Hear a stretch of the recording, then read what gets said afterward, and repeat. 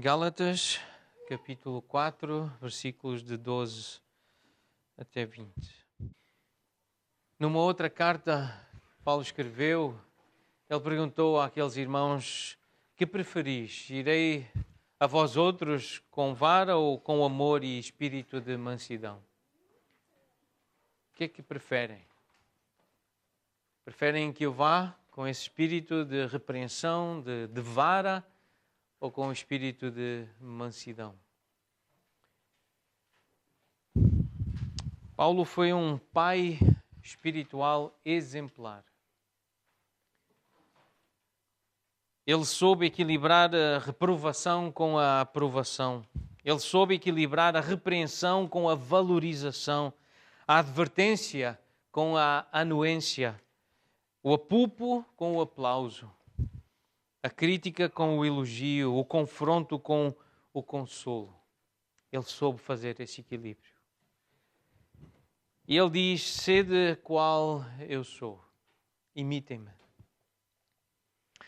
E este é um tema da Bíblia, a imitação, ser como alguém. Seguir exemplos, ter alguém como um modelo, como uma referência, um padrão.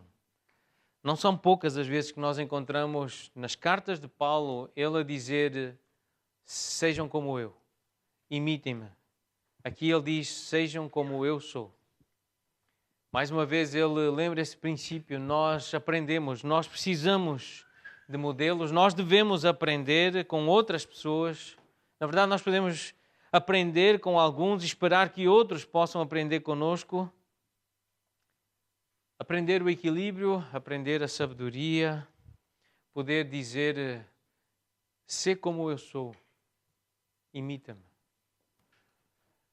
Esse é um objetivo que todos nós devemos ter, porque somos cristãos. Porque somos imitadores de Jesus, somos discípulos dele.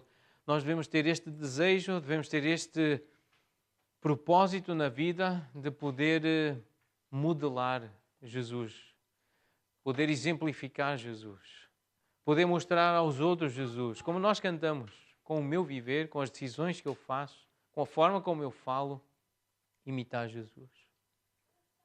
E Jesus, ele também usou palavras duras como vara, e Paulo nesta carta ele repreende os irmãos. Ele usa palavras muito duras. Ele usou a vara nesta carta. Ele repreendeu, ele confrontou. Mas nós chegamos a esta porção da carta e nós percebemos que Paulo passa da varada para o abraço. Aquela parte da disciplina que é a parte melhor da disciplina. É quando o filho ou a filha se sentem realmente amados porque o pai ou a mãe lhe deram atenção, perceberam que eles erraram, que falharam. E estão a passar, este é o momento da passagem da varada para o consolo, para o abraço, aquele abraço que mostra essa expressão de afeição. Temos aqui algumas expressões desse consolo, desse amor, desse abraço de Paulo. Porque a varada também é uma expressão de amor, mas aqui nós estamos a ver esse lado do abraço. Irmãos, versículo 12, meus filhos, versículo 19, pudera eu estar presente convosco e falar-vos em outro tom de voz. Esse é o meu desejo. É tratar-vos assim como alguém próximo, é meu irmão, é a mesma fé, é meu e eu sou dele. Eu sou teu, tu és meu. Irmão. Outra expressão muito forte é essa: meu filho, meus filhos, minha filha. O meu desejo era estar contigo, estar convosco, falar-vos em outro tom. Um tom que mostre essa mansidão, que mostre essa alegria, que mostre esse abraço carinhoso, esse abraço de afeição. Paulo está aqui a revestir-se, como ele escreve nas cartas dele, na carta aos Colossenses, ele diz que se devem revestir. Então ele reveste-se como eleito de Deus de ternos afetos de misericórdia, de bondade, de humildade, de mansidão, de longanimidade. Ele usa palavras brandas, palavras mansas. Ele transmite uma ideia de proximidade, de afeto, de misericórdia. Ele sabia do erro grave que aqueles irmãos estavam a cometer, a dar ouvidos a falsos profetas, a falsa doutrina. Mas ele aqui, nesta porção da carta, ele reveste-se de ternos afetos de misericórdia, de paciência, de compaixão, de mansidão, de humildade, de bondade. Embora ele pudesse, como enviado de Cristo, como apóstolo, exigir dos irmãos a sua manutenção, o respeito, a submissão, todavia ele tornou-se carinhoso entre eles, qual ama que acaricia os próprios filhos. Estas palavras estão em 1 Tessalonicenses, no capítulo 2, versículo 7. E embora ele pudesse, como enviado de Cristo, exigir dos irmãos a submissão, a obediência, a manutenção, ele tornou-se carinhoso entre eles. Ele diz, qual ama que acaricia os seus filhos. Ele fez isso com os irmãos de Tessalónica, que também tinha lá irmãos errados, preguiçosos, a dar ouvidos a falsas profecias. Ele também precisou corrigir esses irmãos. Mas ele está a dar espaço, ele está a dar lugar para esse tipo de expressão de afeto. Com toda a humildade e mansidão, com longanimidade, suportando em amor, como ele diz em Efésios 4. E ele diz, sede qual eu sou, pois também eu sou como vós. Vós também sabeis demonstrar afeto. E ele usa essa expressão no versículo 14, recebestes-me como o anjo de Deus, como o próprio Cristo. Vocês mostraram respeito por mim. Vocês honraram-me quando eu estive no vosso meio. O versículo 14 tem essa expressão de amor desses irmãos, essa expressão de apreço, de respeito. Depois no versículo 15, eu dou testemunho de que teríeis arrancado os próprios olhos para nos dar. Esta é uma expressão de amor. Tratar com respeito, com honra e estar disposto a sacrificar-se. Fazer sacrifício pelo irmão. Paulo diz que acreditava realmente que aqueles irmãos estavam dispostos a arrancar os próprios olhos, se isso fosse a solução para o problema, e dar os olhos para que Paulo ficasse bem. Nós não sabemos com pormenor o que é que se passou, o que é que aconteceu. Dá a ideia até que o problema dele o deixou, de certa forma, desfigurado e a presença dele parecia ser desprezível, mas ele diz, vós não me desprezastes. Mesmo que eu tenha aparecido em fraqueza e com uma aparência desprezível, ele diz que se sentiu respeitado, honrado por aqueles irmãos. Ele foi acariciado, acarinhado. Ele sentiu-se amado pelos irmãos. E por isso ele pode dizer, eu também sou como vós. Vós também sabeis mostrar gentileza e carinho e expressões de amor. Mas, versículo 15, que é feito da vossa exultação? O que é que aconteceu com esse amor e com essa alegria, esse entusiasmo, essa felicidade que vocês experimentaram quando ouviram o Evangelho e confiaram em Cristo? Porque foi isso que eu partilhei convosco no início, foi o Evangelho, as notícias da salvação graciosa de Deus. A maior mensagem, a mais importante. O que é que aconteceu com essa alegria? O que é que aconteceu com essa exultação? Paulo sabia que essa alegria tinha sido roubada pela presença dos falsos mestres, falsos apóstolos, falsos irmãos até, judaizantes que tinham entrado e roubado os corações, a atenção, a afeição daquelas pessoas que viviam ali e que serviam ali naquela região da Galácia. Tal como líderes de seitas hoje em dia, aqueles falsos mestres não estavam a ganhar pecadores perdidos para Cristo, a levá-los a Cristo. Eles estavam a tentar roubar para si, para os seus ministérios, para fazer com que os seus ministérios fossem grandes e famosos. Eles queriam para si, para converterem a eles. Eles estavam a tentar atrair aqueles que foram convertidos a Cristo por intermédio do ministério, daqueles que verdadeiramente serviam a Jesus, como Paulo e como os outros apóstolos. E é assim que as seitas e os líderes das seitas costumam fazer. E não faltam seitas por aí. Pessoas que querem seduzir com discursos de de mercado até, da fé, de vender a fé, com discursos de falsas promessas, de discursos de afagar o ego de forma hipócrita, dar elogios, ter um discurso de vitória, sem qualquer garantia da força do Senhor a apoiar essas guerras e essas lutas. Na verdade, eles estavam a afastar-se de Paulo e seus irmãos para seguir falsos apóstolos, falsos pastores. E Paulo disse-lhes a verdade. Paulo falou o que Jesus mandou que fosse falado, e Jesus é a verdade, e ele representa a verdade. Paulo foi fiel a entregar a verdade. Paulo falou a verdade. Mas esses judaizantes, os que queriam atraí-los de novo para a lei de Moisés, para a cultura judaica, israelita, eles diziam mentiras. Falavam do que supostamente era necessário para a salvação, e era mentira o que eles diziam. Paulo procurava glorificar Cristo, mas esses homens, esses falsos mestres, esses judaizantes, glorificavam-se a si mesmos, aos seus convertidos. A glória era para pessoas, era para eles. Eles queriam glória, eles queriam nome para eles queriam fama para eles, benefício para eles, não para Cristo. A glória não era para Jesus. Era para eles, para os seus convertidos, os seus seguidores, os seus ministérios, as suas organizações. Uma outra forma de traduzir o versículo 17 é assim: esses falsos mestres estão extremamente empenhados em vos agradar, mas as intenções deles não são boas. Querem afastar-vos de mim para que dependam deles. Porque eu dependo de Cristo e eu ensino-vos a depender de Cristo e da graça dele. Não mais eu, mas é Cristo que vive em mim, é na força dele, é na graça dele que eu faço e que eu vivo. E eu quero vos ensinar esse caminho de viver Cristo, deixar que Cristo viva em vós. Mas esses falsos mestres estão extremamente empenhados em vos agradar.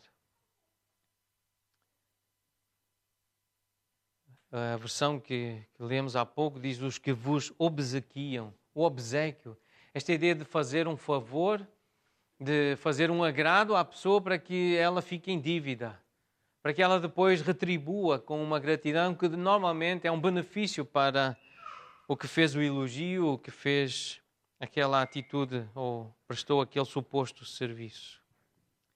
Uma advertência que nós podemos ler e deixar a partir destes versículos. Um verdadeiro servo de Deus não usa as pessoas para se engrandecer a si mesmo e ao seu trabalho ou ao seu trabalho. O verdadeiro servo ministra em amor para ajudar as pessoas a conhecerem melhor Cristo e a glorificá-lo. Esse é o verdadeiro servo, o verdadeiro ministro de Cristo. Preocupa-se com Cristo, preocupa-se com a glória de Cristo. Não com o seu ministério, não com a sua organização, não com a sua fama, o seu nome, o apreço que as pessoas têm apenas por si, mas como fica Cristo? Como fica a sua glória? O irmão Wisby, ao comentar esta passagem, nessa série sobre ser verdadeiramente cristão, ser como Jesus, ele diz assim: cuidado com aquele líder religioso que quer a tua fidelidade exclusiva, porque ele é o único que está certo. Há alguns líderes que têm este discurso, que transmitem esta ideia, que são os únicos que estão certos. Cuidado com esses que querem a vossa fidelidade, porque se apresentam como aqueles os únicos que estão certos. A advertência é a seguinte: ele vai usar-te enquanto puder e depois, quando não servires, ele vai te trocar por outro. E a tua queda será dolorosa. Vais-te sentir usado e desprezado. Cuidado com esses que querem a fidelidade exclusiva porque eles dizem e acreditam ser os únicos que estão certos. A tarefa do líder espiritual é fazer com que as pessoas amem e sigam a Cristo. A tarefa do verdadeiro líder espiritual, do verdadeiro líder cristão, não é promover a si mesmo ao seu ministério, mas é exaltar Cristo, é promover Cristo, é honrá-lo, é dignificá-lo, é apontar para Ele e levar pessoas para Jesus. E nesse processo é preciso dizer a verdade. E Paulo pergunta no versículo 16: tornei-me porventura vosso inimigo por vos dizer a verdade?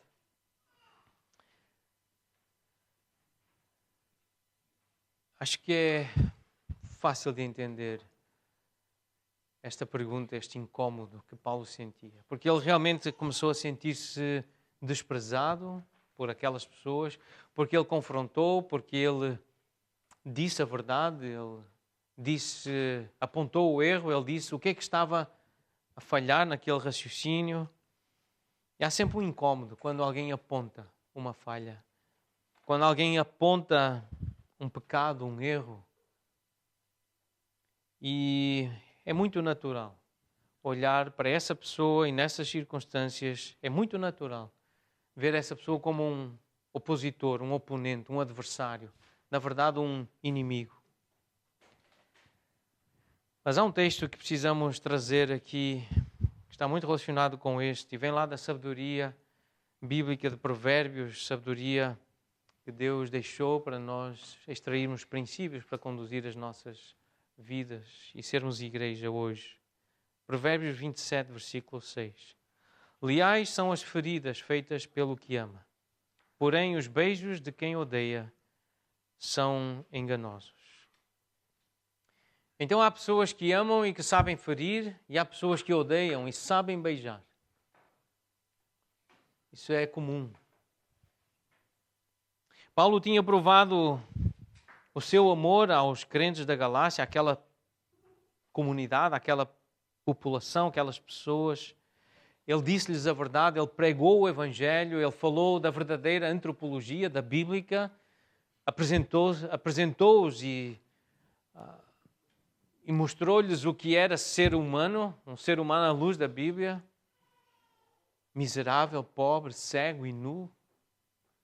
E é assim que a humanidade é, sem Deus, sem Cristo, sem a graça de Deus. Ele disse-lhes a verdade. Ele provou o seu amor dizendo-lhes a verdade e que não podiam fazer nada para se limpar, se vestir, para se purificar, para se enriquecer. Não há nada, não tem riqueza nenhuma em si para verdadeiramente corrigir a situação. Ele disse a verdade, mas agora aqueles homens, aquelas mulheres, aqueles irmãos, aqueles crentes naquela região não estavam a valorizar a verdade. Na verdade, estavam a negligenciar o Evangelho, a verdade do Evangelho. Eles estavam a gostar dos beijos dos judaizantes. Eles estavam a gostar daquelas palavras doces, daqueles elogios, sem se aperceberem que esses beijos estavam a levar à escravidão e à tristeza. O irmão Wisby, ele coloca desta forma esta ideia. Cristo tinha feito deles filhos e herdeiros, mas agora eles estavam a tornar-se rapidamente como escravos e mendigos. Cristo fez deles filhos e herdeiros. E estas decisões, estas escolhas de ouvir este tipo de homem, este tipo de ensino, estava a fazer deles escravos e mendigos, pedintes. Eles não tinham perdido a salvação. E se alguém realmente é salvo, não perde a salvação. Porque a salvação é um dom da graça de Deus. Isso fica bem claro ao ler as palavras de Jesus quando ele diz: as minhas ovelhas, ninguém as arrebata da minha mão, elas são minhas, não há ninguém, nem a própria ovelha consegue escapar da mão daquele que a resgatou, que a comprou para si. E nas cartas apostólicas também percebemos isso claramente. Portanto, os crentes, os verdadeiros crentes, os eleitos, os escolhidos, que viviam naquela região, embora estivessem a dar ouvidos à mentira, à falsidade, eles não tinham deixado de ser eleitos e salvos e ovelhas de Jesus e discípulos de Jesus. Continuavam a ser cristãos, mas estavam a perder a alegria de ser cristãos, a alegria da salvação. E estavam a encontrar uma satisfação carnal nas obras, naquilo que eles podiam fazer para conquistar o favor de Deus, a bênção de Deus e até achar que assim mereciam a salvação. Eles estavam a encontrar satisfação no trapo da imundícia, como nós lemos essa referência em Isaías 64. As obras de justiça, a nossa justiça, a obediência à lei, a circuncisão, o guardar isto e aquilo. Eles nem percebiam as suas perdas, o que estava a faltar na vida cristã. A verdade, eles pensavam que estavam a tornar-se melhores cristãos ao substituir a graça pela lei e o fruto do Espírito pelas obras religiosas da carne. Mas precisamos lembrar que a vida cristã, a tua vida cristã, ela pode retroceder e tu precisas perguntar a ti mesmo: estou a avançar para a liberdade ou a recuar para a escravidão? Estou a confiar em mim, na minha carne, na minha justiça, nas minhas obras, na minha disciplina, na minha religiosidade? Ou estou a avançar para a liberdade que Cristo dá, para a graça de Cristo, de entender o verdadeiro Evangelho? A tua vida cristã está a avançar para a liberdade ou a recuar para a escravidão? Pensa bem antes de responder. Tornamo-nos porventura inimigos das pessoas por lhes dizermos a verdade? Por as fazer refletir naquilo que estão a praticar? Os comportamentos que estão viciados em repetir? As palavras que estão a usar? A atitude para com os problemas, as tentações, as provações? Quando nós fazemos a pergunta de confronto, quando nós apontamos a falha, o erro, tornamos-nos porventura inimigos das pessoas por lhes dizermos a verdade? Por lhe fazermos perguntas como esta: a tua vida está a progredir para a liberdade em Cristo, para dizer realmente eu não sou escravo do pecado, o mundo não me domina, não são as opiniões das pessoas que determinam aquilo que eu sou e que eu faço e as minhas decisões? Estás a avançar para essa liberdade de viver para Cristo e para lhe agradar e para dizer que é Cristo que vive em ti, que é o poder dele que se aperfeiçoa na tua fraqueza? É verdade que nós precisamos aprender a seguir, a falar a verdade em amor. A verdade faz perguntas assim difíceis, mas são expressões de abraço, na verdade. Irmãos, meus filhos, eu queria estar convosco e falar num tom de voz que mostra esse afeto, esse carinho. É isso que eu quero. Eu quero o teu bem. Eu quero a tua liberdade. Eu quero a tua bem-aventurança, a tua alegria. Eu quero que tu te sintas abençoado. E por isso Efésios 4,15 diz que nós devemos seguir a verdade em amor. Nós falaremos, é um compromisso, falaremos a verdade em amor, tornando-nos em todos os aspectos cada vez mais parecidos com Cristo. Efésios 4,15, na nova versão transformadora. Uma outra versão traduz desta forma: falando a verdade com o espírito de amor, isto é, de mansidão. Então o que precisamos fazer aqui é sondar o coração. Paulo está a apresentar perguntas a estes irmãos que servem para nós hoje. Onde está a vossa exultação quando entenderam o Evangelho? E quando nós fazemos este papel que Paulo estava a fazer na vida destes irmãos, nesta pergunta, tu estás a avançar para a liberdade? Quando nós estamos neste processo de fazer o confronto, de fazer a abordagem para questionar a atitude do irmão, o comportamento do irmão, precisamos nos perguntar: eu quero mesmo ajudar esta pessoa? Será que eu estou realmente a procurar o bem dela? É essa a minha intenção? E nós temos de ser muito honestos. Será que é isso mesmo que eu quero? Ou só quero mostrar que tenho razão e que sei mais do que esta pessoa e que tenho mais experiência? O que é que eu quero realmente com esta conversa? Eu quero mesmo o bem desta pessoa, eu quero que ela cresça, que seja mais como Jesus, que seja livre da escravidão do pecado. Por que é que eu estou a conversar com esta pessoa? Por que é que eu pedi para falar com ela? O que é que eu quero realmente? Essa é uma pergunta importante para sondarmos o nosso coração. Outra pergunta: é assim que eu quero que alguém fale comigo? Que os outros falem comigo quando eles me quiserem ajudar, a forma como eu estou a falar, ou como eu vou falar agora, é a forma como eu gosto e como eu quero que me tratem, que falem comigo quando me quiserem ajudar? De outra maneira, se eu ouvisse estas palavras ditas desta forma, que tipo de reação provocariam em mim? Eu que me conheço tão bem, se eu estivesse a ouvir outra pessoa a falar comigo da forma como eu estou a falar com ela ou com elas, o que é que eu iria sentir? Precisamos ser honestos também. Nós conhecemos-nos, nós sabemos como somos.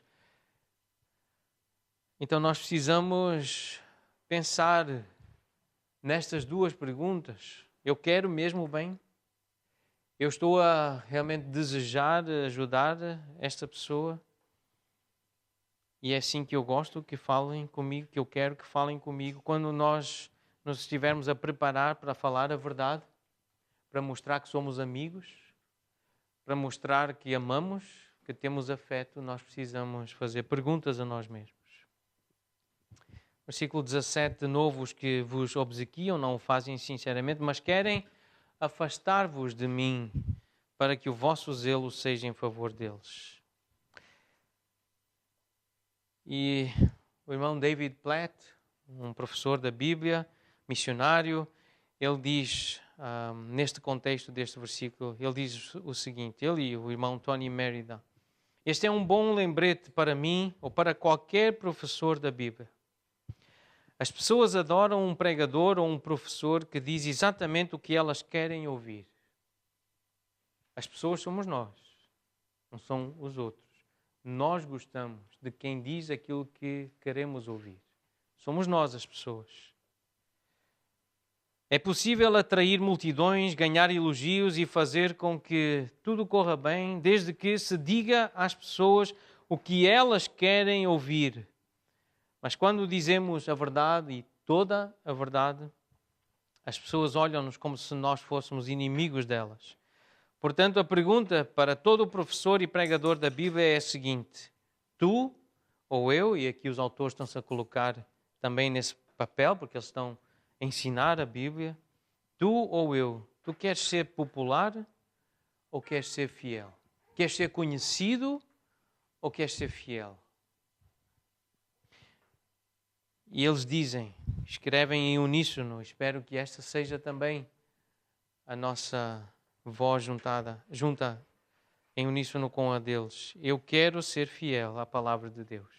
Mais do que eu quero agradar à opinião das pessoas, uma vez que é a palavra de Deus que nos está a guiar, nós vamos pedir a Deus que nos ajude a ouvi-la e a recebê-la, mesmo quando não for popular.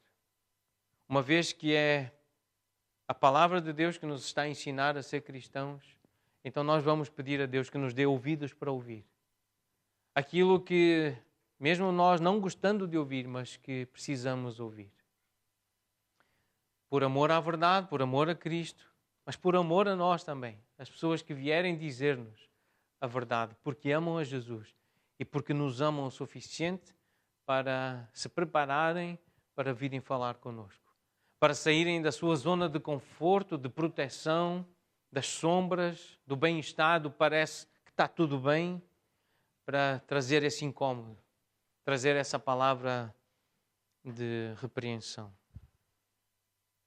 Uma vez que é a palavra de Deus que nos está a guiar, nós vamos pedir a Deus que nos ajude a ouvi-la e a recebê-la, mesmo quando ela não for popular. Versículo 18, é bom ser sempre zeloso pelo bem. É bom. Esta ideia de zelo é desejar intensamente, sinceramente. É procurar com um esforço, com um grande esforço por alguma coisa. E é empenhar-se por alguém. São definições desta palavra grega, que tem o mesmo som em português. Zelo, zelou. Ter zelo é um empenho. É um trabalho sério, dedicado, vem de um desejo sincero. E é bom ser sempre zeloso pelo bem. É bom ser sempre zeloso. Ter esses desejos intensos, sinceros, esse esforço, esse grande esforço, essa grande dedicação por algo que é bom. E Paulo diz aqui uma afirmação bíblica perentória: uma máxima na vida cristã. É bom ser sempre zeloso pelo bem. Tu queres o bem da pessoa, então empenha-te. Trabalha, dedica-te, prepara-te para fazer o bem, para falar na hora certa, para escolher bem as palavras. Empenha-te, é bom ser sempre zeloso pelo bem. Paulo mostrou aqui zelo. Interessante que um sinônimo da palavra zelo, uma das definições do verbo grego é sentir ciúme, ter ciúme. Paulo sentiu, ele mostrou ciúme. Esse empenho pelos irmãos na Galácia, ele dedicou-se, ele amou essas pessoas e agora estavam a querer roubar essas pessoas, a comunhão dessas pessoas, o apreço, a intimidade, a proximidade. E Paulo sentiu zelo, ele sentiu ciúme. Ele não queria perder esse relacionamento, ele não queria perder esses irmãos. E aqui de novo é isso que nós realmente sentimos uns pelos outros. É esse amor, esse apego. Nós não queremos perder os irmãos, porque eles são de Jesus. E eu sou de Jesus, nós somos uns dos outros. Nós não queremos perder membros, nós não queremos perder partes do corpo. E quando alguém tenta roubar, tenta interferir, tenta colocar-se no meio, nós sentimos esse zelo, esse ciúme saudável, piedoso, divino, bíblico, cristão, que Paulo sentiu. E ele transmite essa ideia: pudera eu estar presente agora convosco. Eu queria estar convosco. Eu desejo estar perto de vocês. Para poder falar num outro tom de voz. Eu estou surpreso, estou perplexo. Eu não sei porque é que isso aconteceu convosco. Como é que deixaram que essas pessoas tivessem esse tipo de influência no vosso coração. Mas eu quero este relacionamento. Vocês são importantes para mim. Eu desejo, eu quero, pudera eu estar presente. Porquê? Versículo 19, voltando ao versículo 19. Porque vocês são meus filhos. São como meus filhos. E literalmente eu considero-me vossa mãe. Porque ele usa a linguagem aqui materna. Sendo ele um homem, mas ele usa uma linguagem materna. Meus filhos, por quem de novo eu sofro as dores de parto. São as mulheres que sofrem as dores de parto, não são os homens. Os homens podem estar ao lado, até podem sentir outras dores. No momento do parto das esposas, podem alguns até desmaiar, tão aflitos que ficam naquela hora. Mas são as mulheres, e Paulo usa essa linguagem aqui, uma linguagem de amor feminino, amor materno. Meus filhos, por quem de novo eu sofro as dores de parto. Com um propósito, que Cristo seja formado em vós. Isto exige zelo, exige empenho, exige este espírito de sacrifício, esta capacidade de sofrer, de sentir dor e de não desistir, não parar. Mesmo que seja desagradável a conversa, mesmo que as palavras e o tom de voz sejam amargos e tenham esse tom ácido, mas é zelo, é amor, é para o bem. E o bem é esse, é Cristo formado. Não é para que digam, eu sou de Paulo. Não é isso que ele quer. Ele quer que as pessoas digam, eu sou de Cristo. Esse é o propósito, é isso que nós percebemos claramente nas palavras de Paulo. É Cristo formado em vós, a identidade dele, a imagem dele, o caráter dele, as características dele, formadas em vós. Quando Cristo é formado em nós, o que só acontece pela palavra de Deus, é a palavra de Deus que molda o nosso caráter, é quando Deus fala conosco por meio do seu Espírito que inspirou a palavra, a Bíblia Sagrada, o ensino apostólico, é a pregação da palavra que nos dá o Espírito de Cristo. Nós vimos isso no capítulo 3 de Gálatas, a pregação da fé que concede o Espírito de Jesus. Então, quando Cristo é formado em nós, essa realidade afeta, essa formação de Cristo em nós afeta a nossa proclamação, a nossa fala, o nosso discurso, a nossa pregação, a forma como nós expressamos a nossa fé, as nossas convicções, o nosso amor pelas pessoas. É por isso que nós oramos para que Deus nos dê a paixão de ver os outros transformados para a glória de Cristo. Paixão é energia, é calor, é intensidade. E nós precisamos sentir essa energia, esse calor, para ver outros a seguir Jesus. Nós precisamos desse zelo, desse empenho que Paulo mostrou ter aqui. Precisamos de ter paixão. Nós precisamos de ter esse compromisso renovado de ler as Escrituras, de deixar que Deus fale connosco. Precisamos ouvir o Espírito, isso vem por meio da leitura, da exposição da Palavra de Deus. Nós precisamos continuar a ouvir a Palavra de Deus, a estudar a Bíblia Sagrada. De acordo com este versículo, esta foi a razão que levou Paulo a trabalhar e a sofrer. Cristo formado naquelas vidas. Para que quem olhasse para aquelas pessoas pudesse ver Jesus de alguma forma. É isto que se quer, é isto que se deve querer, é isto que se deve desejar mais do que qualquer outra coisa. É ser como Cristo, ser como Jesus, imitá-lo, tê-lo formado em nós. O seu caráter, a mente de Cristo. Como uma mãe que anseia por dar à luz um filho, mesmo em meio a muitas dores, esse desejo de que nasça, de vê-lo à luz do dia. Paulo ansiava por ver aqueles crentes transformados para a glória de Cristo, para que Cristo fosse exaltado, conhecido, que ele recebesse todo o elogio e louvor. Este deve ser então o coração de cada pastor e também de cada discípulo de Cristo. De novo, os irmãos Tony e David Platt. Nós devemos orar uns pelos outros. Nós devemos ensinar-nos uns aos outros. Nós devemos modelar a vida de Cristo uns perante os outros, porque queremos que os outros sejam transformados. Nós não somos seguidores de Cristo apenas para o nosso próprio bem. Nós estamos aqui juntos uns para os outros. As nossas igrejas devem ser comunidades de pessoas que sofrem umas pelas outras, que se confrontam umas às outras,